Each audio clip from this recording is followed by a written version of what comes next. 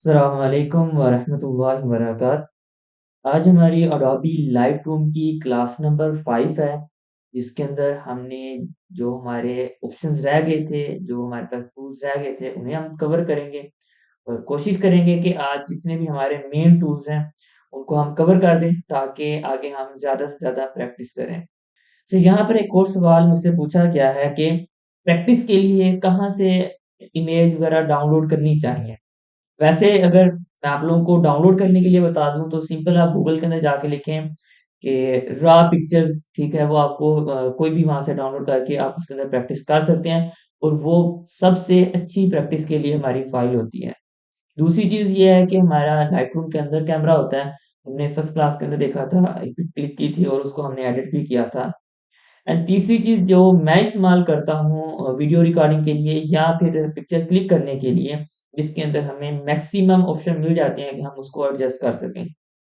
वो हमारे पास है ओपन कैमरा, ठीक है? मैंने यहाँ पे ओपन किया हुआ है, मैं इसको ओपन कर लेता हूँ। आप लोगों ने प्ले स्टोर पे जाके लिखना है, ये ऊपर आपको नाम नज़र आ रहा है। मैं यहाँ पे आपको दिखाता हूँ।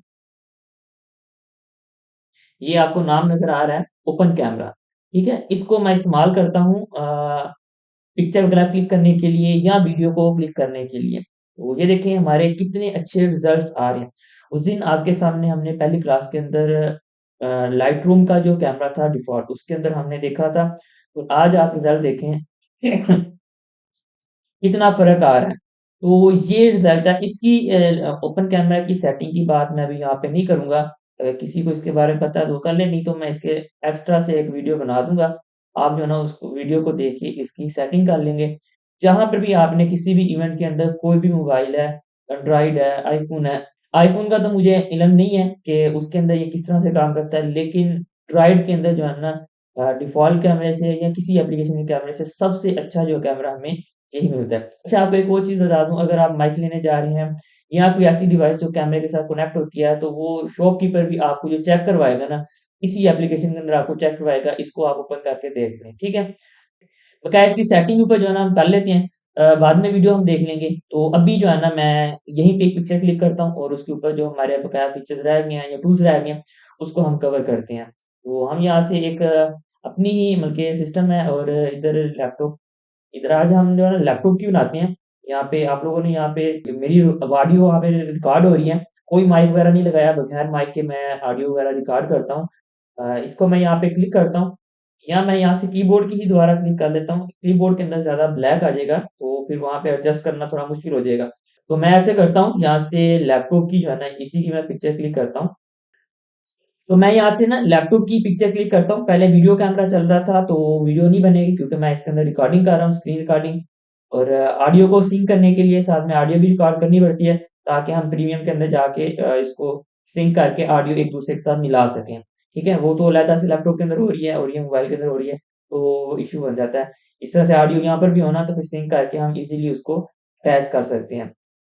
तो मैं यहाँ पे जो है ना इसकी पिक्चर के अंदर मैंने कर दिया। अब मैं यहाँ से इसकी पिक्चर ले लेता हूँ। ठीक है, ये पिक्चर हमारे पास आ गई है। तो अब जो है ना हम इसको क्या करते हैं, अडोबी लाइटरूम के अंदर जाते हैं, वहाँ से जाके इसको एडिट करते हैं और हम ये देखते हैं कि किस तरह से हम इसके अंदर वो इस्तेमाल करते हैं। तो मैं इसको यहाँ से क्लिक किया, क्लिक करने के बाद लाइटरूम के अंदर ले आया। यहाँ पे थोड़ी-सी हमारी इमेज इसकी हैवी होती है क्योंकि फुल एचडी के अंदर जो है ना फुल जितनी रेज़ोल्यूशन हो सकती है, एक्यूरेट हमें ये ना एप्लीकेशन देती है। तो ये मैं जब एडिट करता हूँ तो यहाँ से मैंने इसको ग्राफ को ओपन किया होता है। अभी मैं आप लोगों को यही कहूँगा कि इस ग्राफ को भी आप लोग ना देखें तो बेहतर है। लेकिन जब हम थोड़ी-सी पिक्चर को क्लिक कर लेंगे या एडिट करना अच्छी तरह सीख लेंगे, तो फिर हम इस ग्राफ को भी देखेंगे, ये ग्राफ हमें क्या मदद करता है हमारी पिक्चर को एडिट करने में। तो ये हमारा लाइटरूम आ गया, तो हम एडिट देख रहे थे, एडिट के अंदर हमने ऑटो भी देख लिया था, लाइट भी देख लिया था और हमारा अभी रह गया था, हमने ऑटो भी देख लिया था, लाइट भी देख लिया था, कलर भी देख लिया था। अब हमने देखना है नीचे ब्लर और इफेक्ट। आज हम इन 2 चीज़ों को देखेंगे। ब्लर जो है ना, ये सिर्फ़ जो बाय करते हैं ना, उनके मोबाइल के अंदर ही चलता है। या कोई क्रैक वगैरह भी डाउनलोड करेंगे, अपने पास इंस्टॉल करेंगे, उसके अंदर भी ये सिर्फ़ लोडिंग करता रहता है, उसके अंदर वर्क नहीं करता, ठीक है? तो अगर आपने इसको इस्तेमाल करना है ब्लर वाले ऑप्शन को इसके अंदर तो फिर आपको बाय करना पड़ेगा। ज़्यादा इसका महँगा इसका सब्सक्रिप्शन नहीं है, ₹310 मेरे ख़्याल में 1 मंथ का है, तो ईज़िली मतलब के बंदा दे सकता है। तो इसके बाद मैं यहाँ पे हल्का-सा ब्लर ऐड करता हूँ, तो यहाँ पे थोड़ी-सी लोडिंग करेगा, लोडिंग करने के बाद हमारी जो तस्वीर है इसको एनालाइज़ करेगा, ठीक है? एनालाइज़ करने के बाद उसकी सेटिंग करेगा, सेटिंग करने के बाद जो है ना हमें इसके ऊपर वर्किंग कर रहा है एंड वर्किंग करने के बाद हमें इसकी आउटपुट करके देगा। ये जब हम इसको ऑन करते हैं सिर्फ़ उसी वक़्त जो है ना ये एक बार एनालाइज़ करता है। उसके बाद जब हम इसकी ब्लर की सेटिंग वग़ैरह चेंज करेंगे, उस वक़्त जो है ना ये काम बल्कि वो इतनी लोडिंग नहीं करता। मुझे लगता है कि मुझे ब्लर के लिए कोई और इमेज लेकर आनी पड़ेगी क्योंकि इसका तो सारा ही एक तरह का हमारा इंटरफ़ेस आ रहा है। मैं यहाँ से क्रॉस करता हूँ अच्छा यहाँ पे ना मैं एक चीज़ दिखा दूँ, मैंने इसको ऑन किया और ये चीज़ आ गई। आने के बाद मैंने जब इसको क्रॉस किया तो हमसे ये 2 ऑप्शन माँगता है। कोई भी एडिट करते हुए हम दरमियान से बैक आएँगे, तो हमसे वो कहता है कीप एडिटिंग या डिस्कार्ड चेंजिंग। इन दोनों का क्या मतलब होता है? कीप एडिटिंग मतलब कि इस एडिटिंग को आप रखना चाह रहे हैं, इसको मैं टैप करूँगा दोबारा हम क्रॉस नहीं करेंगे, उसी जगह पे आ जाएँगे, एडिटिंग अपनी जारी रखेंगे। अगर मैं यहाँ पे डिस्कार्ड चेंजिंग्स कर दूँगा तो फिर हमारा बैक चला जाएगा। तो मैं यहाँ से ना कोई और इमेज लेकर आता हूँ जैसे कि मैं यहाँ से ले आता हूँ।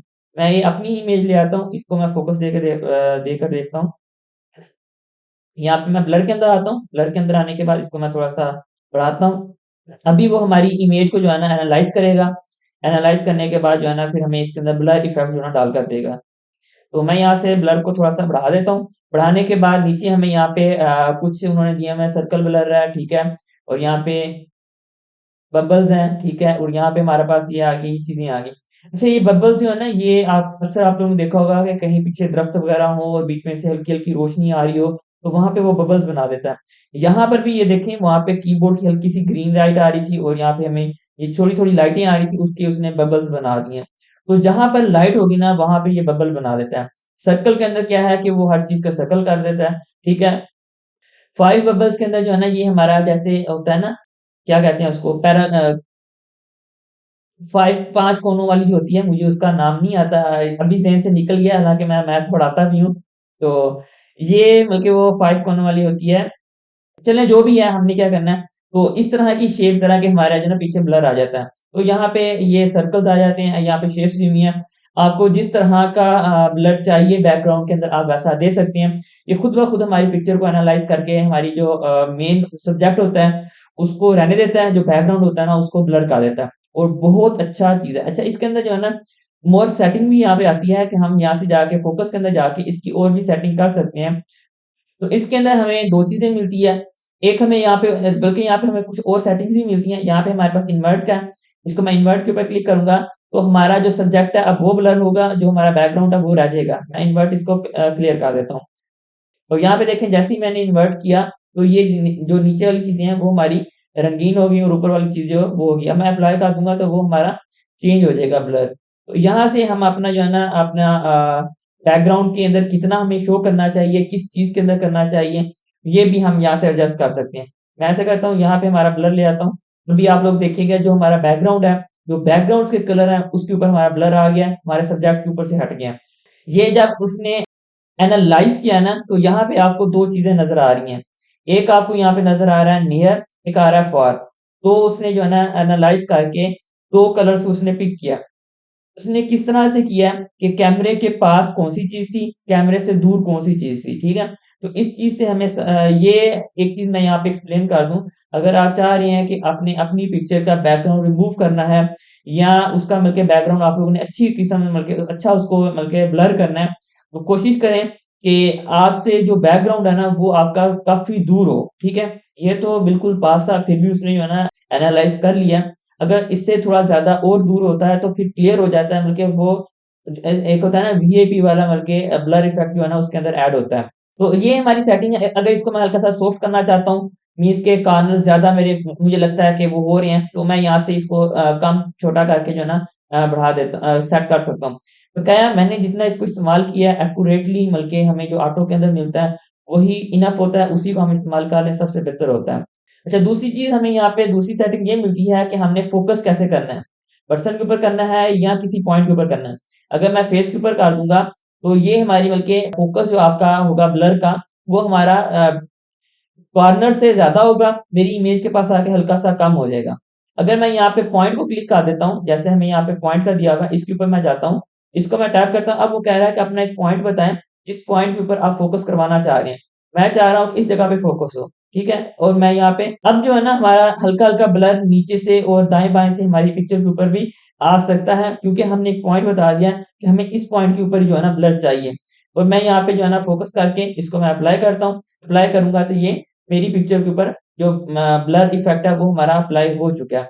यहाँ पे मैं दोबारा बताता हूँ, ये सिर्फ़ प्रो फीचर्स के अंदर जो है ना इस्तेमाल करता है और ये देखिए कितना अच्छा उसने बैकग्राउंड कर दिया है। कुछ भी नहीं किया इस पिक्चर के अंदर, कोई एडिट नहीं किया, कोई हमने लाइट नहीं छेड़ी, कोई हमने कलर्स नहीं छेड़े, सिर्फ़ हमने क्या किया है बैकग्राउंड को ब्लर किया और उससे हमारी पिक्चर के बल्कि बैकग्राउंड बहुत ज़्यादा खूबसूरत बन चुका है। इसके बाद नेक्स्ट हमारे पास आता है यहाँ पे इफ़ेक्ट्स। इफ़ेक्ट्स को दिखाने के लिए जो है ना मैं इसको दूसरी इमेज के अंदर लेके जाता हूँ, जो हमने अभी क्लिक किया है। इसके अंदर आने के बाद जो है ना अब हम इस जगह को थोड़ा ज़ूम करते हैं। ज़ूम करने के बाद आप लोगों ने ये जो टेक्स्ट लिखा हुआ है, यहाँ पे नंबर्स लगाए हुए हैं, लेयर्स लगी हुई हैं। यहाँ नीचे आपको ये मैट नज़र आ रहा है और यहाँ पे माउस की लाइनें नज़र आ रही हैं। आप लोगों ने अब इस चीज़ के ऊपर गौर करना है। अब जो है ना हम इफ़ेक्ट्स को देखने लगे हैं। इफ़ेक्ट्स के अंदर हमें 3 चीज़ें मिलती हैं बेसिक के अंदर। पहला हमें मिलता है टेक्सचर, क्लैरिटी, डिहेज़। जो टेक्सचर है ना इसको आप गौर करें। मैं पहले अप्लाई करके दिखाता हूँ, फिर मैं इसको एक्सप्लेन करता हूँ। अगर मैं इसको बढ़ा दूँगा ना तो ये देखें और मैं इसको कम कर दूँगा तो ये ब्लर हो गया।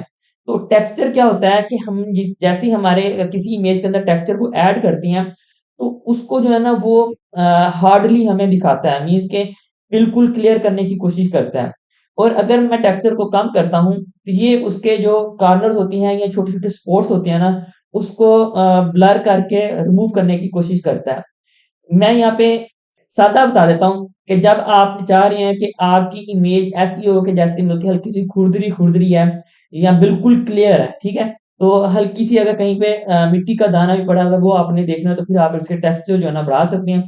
अगर आपने इसको कम करना है मीन्स कि अगर कोई हल्का सा आपको नज़र आ रहा है कि कोई ऐसी चीज़ें हैं जो ना नज़र आएँ, बल्कि दाग वगैरह लगे होते हैं, तो वो ना नज़र आएँ, तो फिर जो है ना हम इसको कम कर देते हैं। अब लैपटॉप की स्क्रीन के ऊपर आप लोगों ने गौर करना है। मैं यहाँ से टेक्सचर को बढ़ा दूँगा, तो आपको यहाँ पे बटन्स के नीचे साया, ठीक है? वो ब्लैक-ब्लैक जो नज़र आ रहा है एंड इसके अलावा यहाँ पे टेक्सचर के ऊपर भी आपको हल्के से डॉट्स टाइप नज़र आ रहा है क्योंकि हमने इसको फुल हार्ड किया हुआ है और जो मेरे लैपटॉप की स्क्रीन है, इसके बल्कि वो मैट टाइप की है ना, तो इसी वजह से वो यहाँ पे कलरिंग इफ़ेक्ट दे रहा है। अगर मैं इसको यहाँ से कम करता हूँ, तो आप देखें जो हमारे बटन्स के साए हैं, वो कम हो चुके हैं और जो हमारा लैपटॉप की स्क्रीन है वो बिल्कुल स्मूथ हो चुकी है। तो ये हमारा इफ़ेक्ट जो है ना इसके साथ होता है, टेक्सचर के अंदर होता है। मैं इस पे डबल टैप करता हूँ, 0 कर देता हूँ, दोबारा क्लैरिटी के अंदर आता हूँ। क्लैरिटी उसके नाम से ही हमें वाज़ेह है। अगर हम चाह रहे हैं किसी चीज़ के अंदर क्लैरिटी लेके आएँ तो बढ़ा देंगे, अगर हम चाह रहे हैं किसी चीज़ के अंदर क्लैरिटी कम करें तो वो कम हो जाती है। इसको मैं बढ़ा देता हूँ। अब आप लोगों ने गौर करना है, मैं यहाँ पे किसी ऐसी जगह पे जाता हूँ नीचे आप मैट है ना, मैट के डॉट्स भी हमें नज़र आ रहे हैं। जैसे वो कालीन टाइप है, वो हमें एक-एक चीज़ उसकी वाज़ेह होकर नज़र आ रही है, क्योंकि हमने इसकी क्लैरिटी बहुत ज़्यादा बढ़ा दी है। तो अगर मैं यहाँ पे इसको ज़ूम करूँगा, तो आप लोग यहाँ पे जो है ना, एक-एक चीज़ चेक कर सकते हैं। अगर मैं इसको यहाँ से कम कर देता हूँ, तो अब आपको सारी चीज़ें स्मूथ नज़र आएँगी, ठीक है? उसके अंदर क्लैरिटी जो है ना, कम हो जाएगी। तो मैं यहाँ पे एक्सप्लेन करता हूँ कि हमें क्लैरिटी कहाँ पे बढ़ानी चाहिए, कहाँ पे कम करनी चाहिए। जहाँ पे हमारा मेन फ़ोकस होता है ना, वहाँ पे हल्की-सी क्लैरिटी हमारी होनी चाहिए, ठीक है? मेन फ़ोकस के अंदर जब हम किसी तस्वीर को एडिट करते हैं, तो वहाँ पे हम फ़ेस के अंदर क्या करते हैं, क्लैरिटी को थोड़ा-सा कम कर देते हैं। कहीं पे फ़ेस के ऊपर दाने का निशान होता है या कट का निशान होता है, वो सारे हमारे निशान वगैरह ना वहाँ से रिमूव हो जाते हैं। मैं इसके लिए ना वही अपनी इमेज लेके आता हूँ ताकि उसके अंदर मैं आप लोगों को यही चीज़ दोनों चीज़ें दोबारा बता सकूँ।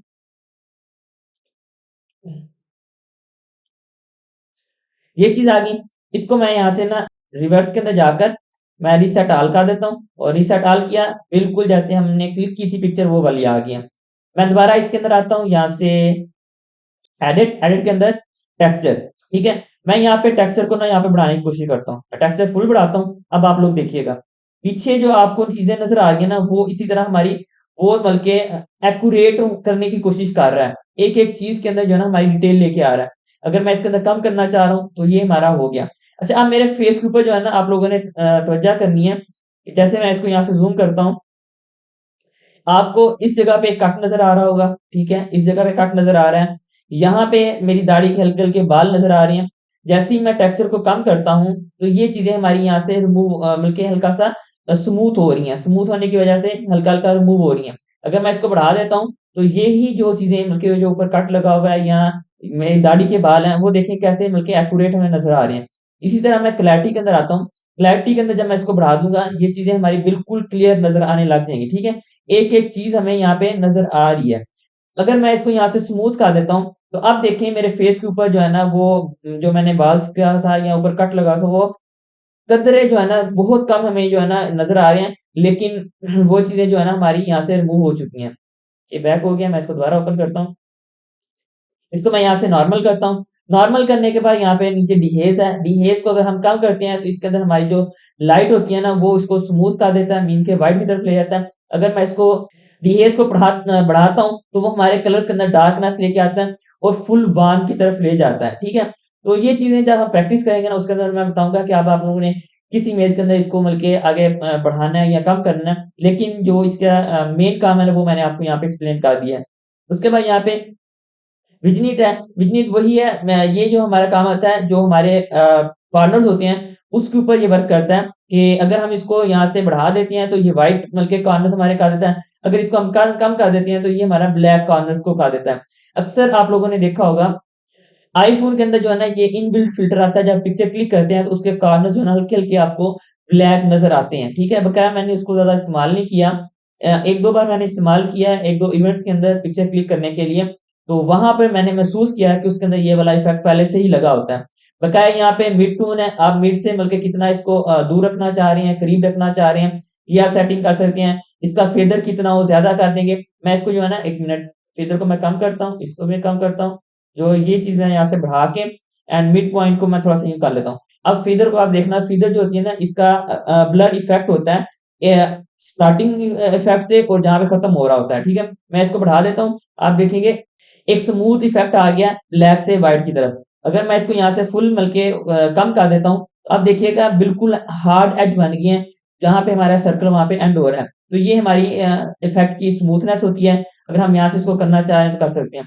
बकाया यहाँ पे राउंड है, आप इसको कितना राउंड करना चाह रहे हैं, ठीक है? अगर आप इसको बढ़ा देंगे फुल राउंड हो जाएगा। अगर आप इसको कम करते जाएँगे तो ये हमारे शेप के हिसाब से जो है ना वो राउंडनेस अपनी खत्म करता जाएगा। उसके बाद यहाँ पे हाइलाइट्स हैं, मैं इनको खत्म करता हूँ। हाइलाइट्स को मैं बढ़ाता हूँ, तो जो इसके कॉर्नर्स के अंदर हाइलाइट्स हैं वो मिलके कम हो जाती हैं। अगर मैं इसको कम करता हूँ तो हाइलाइट्स हमारी ज़्यादा हो जाती हैं। इसको भी मैं यहाँ से 0 करता हूँ। 0 कर दिया एंड अमाउंट को भी मैं 0 कर देता हूँ। फिर हमें यहाँ पे गेन का ऑप्शन मिलता है। गेन के अंदर मैं इसको बढ़ाता हूँ, तो आपके ऊपर जो है ना एक रफली टेक्सचर जो है ना वो बन जाता है यहाँ पे। आप इसका साइज़ बड़ा-छोटा कर सकते हैं, ठीक है? ये वाला मिलके इस तरह का अगर आप बनाना चाह रहे हैं, क्या यहाँ पे उसकी राउंडनेस है, आप कितनी रखना चाह रहे हैं, वो अपने हिसाब से आप एडजस्ट कर सकते हैं। ये मैं आपको एक चीज़ बता दूँ, अगर हमने वॉल वॉल के ऊपर जो हमारी होती है ना पेंट इमेज, उस तरह का एक मतलब के टेक्सचर बनाने के अंदर जो है ना ये काम करता है। बकाया ये चीज़ मैंने तो कभी भी इस्तेमाल नहीं की या जो मैं स्टाइल इस्तेमाल करता हूँ अपने कलर्स को एडजस्ट करने की, उसके अंदर मैं इसको इस्तेमाल नहीं करता। बकाया हर डिज़ाइनर की एक अपनी होती है कि वो अपने हिसाब से जो है ना चीज़ों को इस्तेमाल करता है। मैं अब यहाँ से बैक आता हूँ, बैक आने के बाद जो लैपटॉप वाली इमेज है उसको हम दोबारा एडिट करते हैं। उसके अंदर थोड़ी-सी डिटेल्स वगैरह लेकर आते हैं, उसके अंदर देखते हैं कि हमने इसको क्या चेंजिंग करनी है। सबसे पहले मैं इसको जो है ना रीसेट ऑल कर देता हूँ। रीसेट ऑल करूँगा तो जैसे हमने पिक्चर क्लिक की थी वैसी बन चुकी है।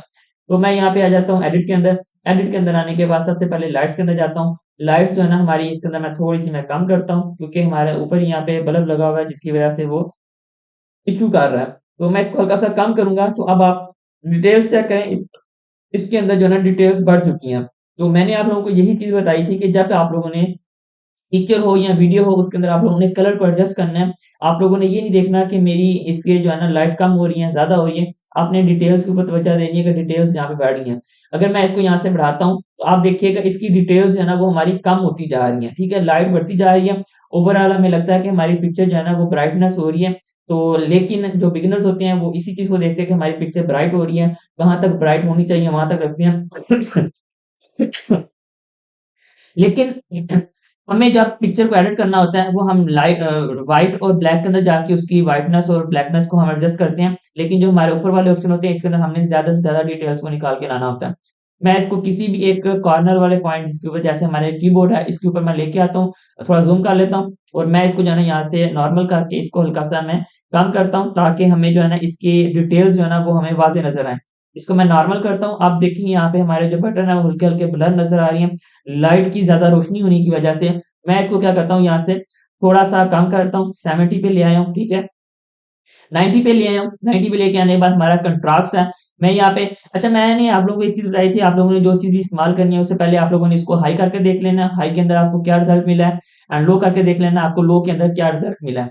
तो आप लोगों को खुद ही पता लग जाएगा अब मैंने ये चीज़ इसकी बढ़ानी है या कम करनी है, तो मैंने इसको यहाँ पे लो किया, लो के अंदर हमारी डिटेल जा रही है। अगर मैं इसको डार्क करता हूँ तो डार्क के अंदर हमारी डिटेल्स आ रही हैं, तो मैं आपने फुल फुल कोई चीज़ भी ऐड नहीं करनी, फुल करेंगे तो वो आपकी पिक्चर जो है ना वो बहुत ज़्यादा बल्कि डिस्टर्ब हो जाएगी।